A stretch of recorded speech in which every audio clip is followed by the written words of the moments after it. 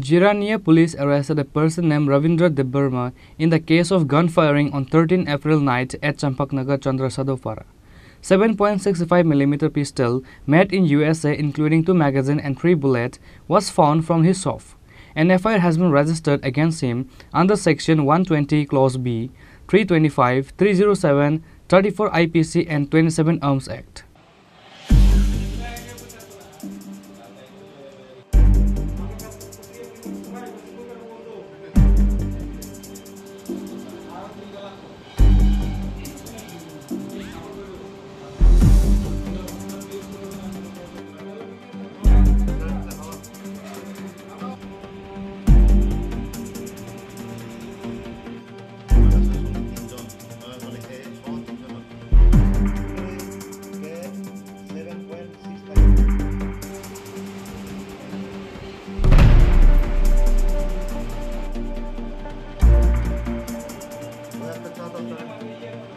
In the end, Jirania police has recovered 7.65mm pistol made in USA including 2 magazines and 3 bullets and 3 cartridges on Saturday night from the shop of Ravindra Debbarma of Rangkek village in the case of gun firing on 13 April at Champaknagar, Chandrasadopara during Charak Mela. The police has arrested the shop owner Ravindra Debbarma. It was learned that Charak Mela was organized in Champaknagar, Chandrasadu village. However, on that night, a person from Chandrasadu village was shot by someone over the money due. He narrowly escaped the bullet that was shot. An FIR was filed on that night immediately after the incident. On the next day, Jirania police has arrested Sanjit Debbarma, who was along with the shooter. After interrogating Sanjit Debbarma, the police of Champaknagar outpost and Jirania police raided the house of Ravindra Debbarma of Rangkek village on Saturday night. During the raid, 7.65mm pistol made in USA including 2 magazines and 3 bullets was found from his shop. The police also arrested the shop owner Ravindra Debbarma. Champaknagar outpost in charge Sanjay Debbarma told about the incident that a person was shot over the death issue. Based on this incident, the gun shooter was arrested and also recovered the gun. গত 13 April রাত্রে 11:30 দিকে আমরা তো চম্পনগর সাধুচন্দ্রপাড়াতে একটা ঘটনা ঘটে, সেখানে একটি গুলিকাণ্ড ঘটনা ঘটে। তার পরবর্তীকালে এর পরের দিন 14 তারিখে চিরঞ্জিত দেবনাথ নামে একটা কমপ্লেনেন্ট যার অভিযোগগুলো একটা কেস রেজিস্টার করা হয় জেরেনা কেসে, যার নম্বর হচ্ছে আপনার 2024/JRN/017 মানে 17 নম্বর কেস 2024-এ, যার এটি সেকশন হচ্ছে 120B, 325, 307, 34 IPC এবং সেকশন 27 অফ আর্মস অ্যাক্ট।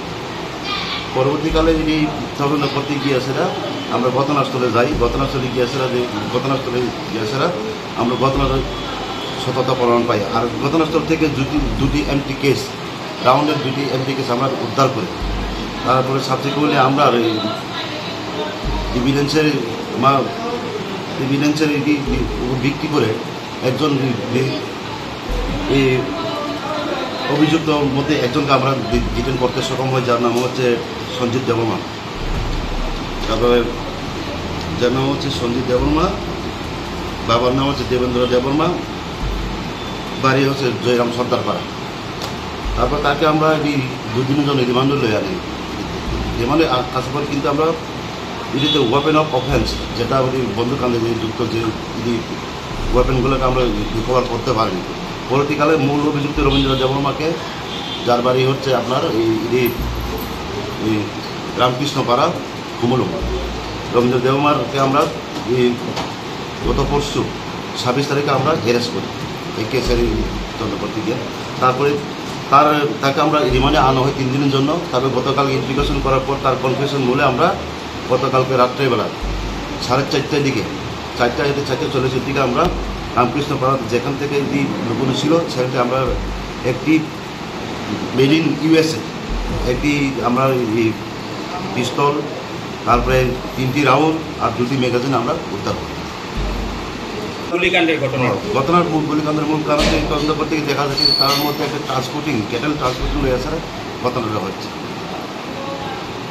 আর তার মধ্যে এই ট্রানজিশনের টাকা পয়সা লেনদেনের একটা ঝামেলা ছিল, এই ঝামেলার জন্যই এই ঘটনাটা হচ্ছে। এই গুলিকাণ্ডে কি কেউ আহত হয়েছে? না, কেউ আহত হয়নি। পিস্তলটা কোন জায়গা থেকে এক্স্যাক্টলি আপনারা রিকভারি করছেন? আমরা রামকৃষ্ণপাড়া, যেখানে যে অভিযুক্ত রবীন্দ্র দেববর্মা তার নতুন দোকান কনস্ট্রাকশন ছিল, সেখান থেকে আমরা উদ্ধার করছি। ম্যাগাজিন দুইটা কি ফুল লোডেড না? না না, আনলোডেড ম্যাগাজিন, দোনোটাই ম্যাগাজিন আর ইন্টার রাউন্ড, দুটো ম্যাগাজিন আর পিস্তল। এটা এই প্লাস্টিকের একটা ক্যারি ব্যাগের মধ্যে মোড়ানো ছিল, এটা একটা ইটের স্ট্যাক ছিল, ইটের স্ট্যাকের নিচে এই যে লুকানো ছিল। এখন তদন্ত চলবো এর বিরুদ্ধে নাকি তদন্ত চলবো? হ্যাঁ, তদন্ত চলছে। কোথায় থেকে এটি হচ্ছে সোর্স অফ ওয়েপন, এগুলি আমরা দেখছি। An FIR has been registered against him under Section 120 Clause B, 325, 307 and 34 IPC and 27 Arms Act. Jirania police presented the arrested to the court on Sunday. Reported by Pravir from Jirania, Chinikhorang.